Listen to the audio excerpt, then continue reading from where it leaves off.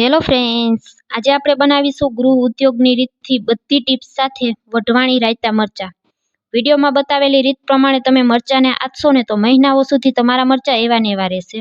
તો વિડીયોને જરા પણ સ્કીપ કર્યા વગર પૂરો જોજો. સૌ પહેલાં મરચાંને આથવા માટે આપણે વઢવાણી મરચાં લઈ લીધા છે. આ મરચાં વધારે તીખા હોતા નથી. આ રીતના એકદમ સરસ તાજા મરચાં હોય તેવા જ લેવાના. તમે જોઈ શકશો મરચાં એકદમ સરસ ચમકે છે અને તેની દાંડલીનો ભાગ પણ એકદમ સરસ ફ્રેશ છે. તો આ રીતના તાજા મરચાંનો જ ઉપયોગ કરવાનો છે. બધા મરચાંનો ઉપરનો દાંડલીનો ભાગ આપણે અલગ કરી દેશું. ત્યારબાદ ચાકુની મદદથી આ રીતે વચ્ચે એક કટ લગાવી દેશું. દાંડલા સહિત મરચાં નહીં આથવાના, નહીંતર મરચાં ઝડપથી બગડી જાય છે. અને વચ્ચે આ જે રગ અને બિયાનો ભાગ છે તેને પણ આપણે કાઢવાનો નથી.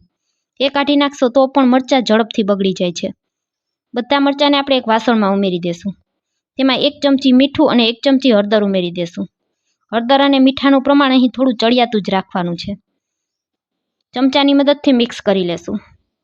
અને હા ફ્રેન્ડ્સ, આ રીતે આપણે ચમચાની મદદથી જ મિક્સ કરવાનું છે. ઘણી વખત આપણે હાથેથી મિક્સ કરતા હોઈએ છીએ, તો હાથની ગરમી લાગવાના કારણે પણ અથાણું બગડી જાય છે. હવે તેને ઢાંકણ ઢાંકી અને આખી રાત માટે રાખી દેવાના છે. તમારી પાસે ઝાઝો સમય ન હોય તો 2 થી 3 કલાક માટે પણ રાખી શકો છો. તો તમે જોઈ શકશો હવે હળદર અને મીઠાનું આ રીતે પાણી થઈ ગયું છે.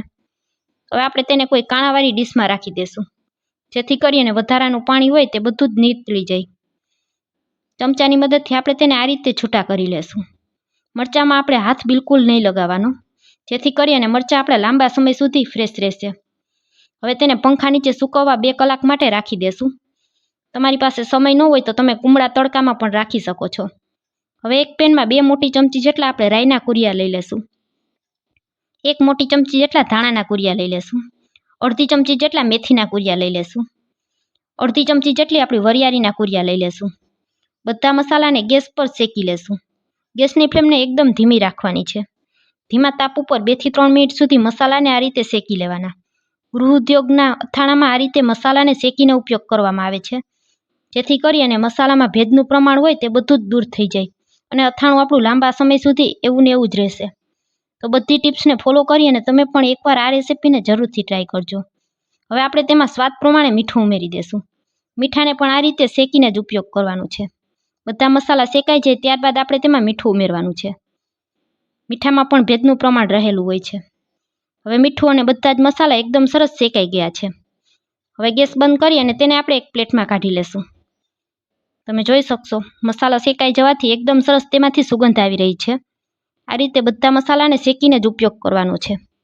હવે મસાલા થોડા ઠંડા થઈ જાય ત્યાં સુધી આપણે તેને રાખી દેશું અને મરચાંને પણ જોઈ લેશું. તો મરચાં આપણા એકદમ સરસ સુકાઈને કોળા થઈ ગયા છે. આ રીતે મરચાં એકદમ સરસ કોળા થઈ જાય ત્યારબાદ જ તેનું અથાણું બનાવવાનું. તેમાં જરા પણ પાણીનો ભાગ ન રહેવો જોઈએ. હવે આપણે મસાલાનો વઘાર કરી લેશું. તો તેના માટે એક પેનમાં આપણે સિંગ તેલ ગરમ કરી લેશું. તેલ એકદમ સરસ આ રીતના ધુવાળા નીકળે તેવું ગરમ કરી લેવાનું. હવે તેલને થોડું ઠંડુ કરી લેવાનું. તેલ થોડું ઠંડુ થઈ જાય ત્યારબાદ આપણે જે મસાલા બધા શેકેલા છે તે ઉમેરી દેશું. તમે જોઈ શકશો આ રીતે થોડું એવું તેલ ગરમ છે. તેલમાં બબલ્સ બોલાઈ રહ્યા છે. અડધી ચમચી આપણે તેમાં હળદર પાવડર ઉમેરી દેશું. મીઠું આપણે પહેલાં જ ઉમેરેલું છે. હવે જે આપણા સુકાઈ ગયેલા મરચાં છે તેને ઉમેરી દેશું અને ચમચાની મદદથી મિક્સ કરી લેશું. એકદમ વધારે તેલને ઠરી પણ નહીં જવા દેવાનું અને ફૂલ ગરમ તેલમાં પણ વઘાર નહીં કરવાનો. આ રીતે મીડિયમ તેલ ગરમ હોય ત્યારે જ આપણે મસાલાને વઘારી લેવાનો છે. આ રીતે તમે તેલમાં વઘાર કરી અને જો અથાણું બનાવશો ને તો તમને રાઈ અને મેથીના કુરિયા જરા પણ કડવા નહીં લાગે.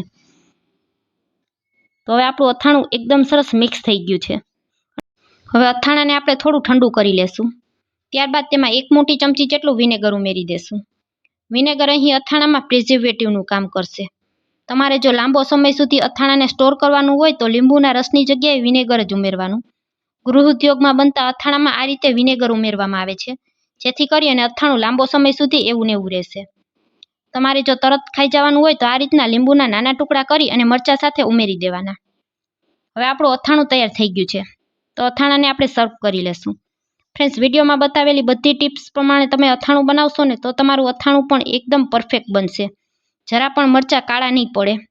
આ મરચાંને તમે મહિનાઓ સુધી રાખશો તો પણ એવા ને એવા રહેશે અને રાઈ મેથીના કુરિયા પણ તમને જરા કડવા પણ નહીં લાગે. બીજા જ દિવસે આ અથાણું તમે ખાઈ શકશો.